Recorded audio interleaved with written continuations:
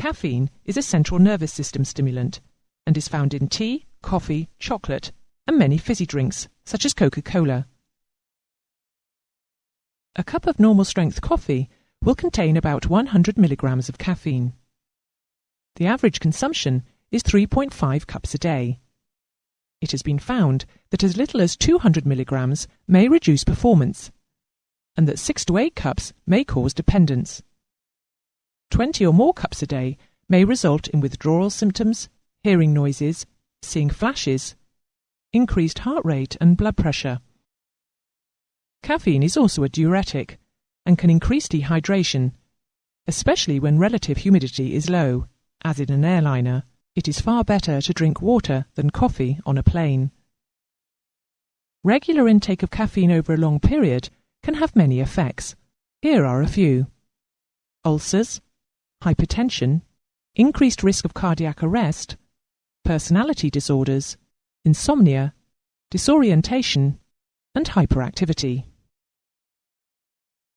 Withdrawal symptoms, which take effect between 12 and 16 hours after the last cup, are irritability, sluggishness, headaches, depression, drowsiness, lethargy, and occasionally nausea.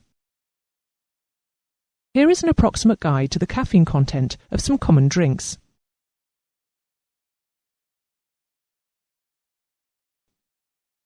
It is easy to see how one could be ingesting far too much caffeine. For crew on duty, 2 or 3 cups should be the limit.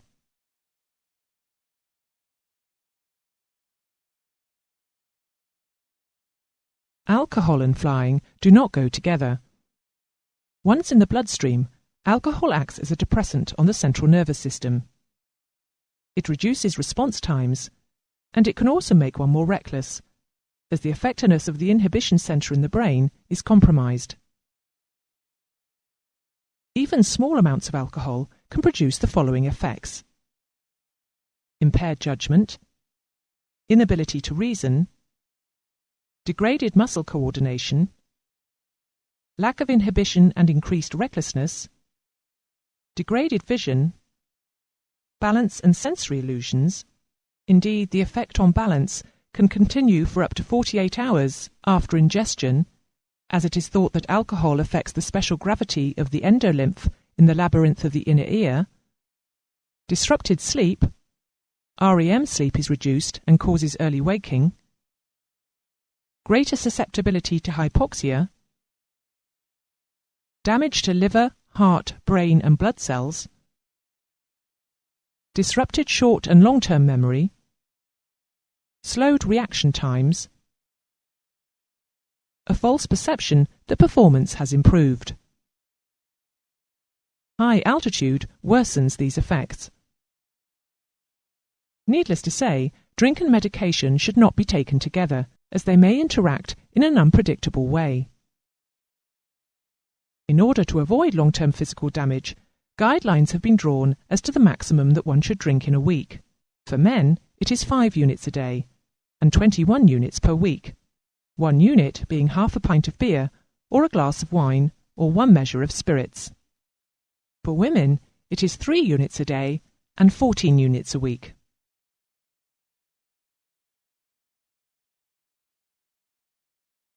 Alcohol is not digested by the body.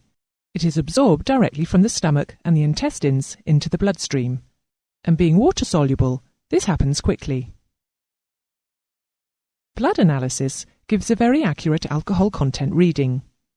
Breath samples, such as those taken by the police at the roadsides from motorists, are also very accurate, because some alcohol is transferred directly to the alveoli, rather like carbon dioxide, as a waste product. The liver is responsible for eliminating the alcohol from the body, which it does by oxidizing the alcohol into water and carbon dioxide. Drunkenness occurs when the individual drinks alcohol faster than the liver can dispose of it. As a result, the liver is the organ most damaged by alcohol, by becoming enlarged and scarred. This disease is known as cirrhosis. The rate at which alcohol is broken down in the liver is roughly 1 unit an hour. More precisely, it gets rid of 15 milligrams of alcohol per 100 millilitres of blood per hour. So a pint and a half of beer, which has about 50 milligrams of alcohol per 100 millilitres of blood, will take up to 4 hours to clear. The rate of absorption into the blood does vary a great deal. Fizzy mixers help absorption, as does a lighter body weight. Sleeping off the effects of alcohol only increases the length of recovery from intoxication because of the reduction in the rate of oxidation. Contrary to the popular belief that coffee would decrease the recovery time, it will not do so, as coffee has no effect on the rate of oxidation of alcohol, although it may keep one awake longer. Eating will not change the amount of alcohol absorbed into the blood. It will only slow the rate of absorption. It does not affect the rate of oxidation at all.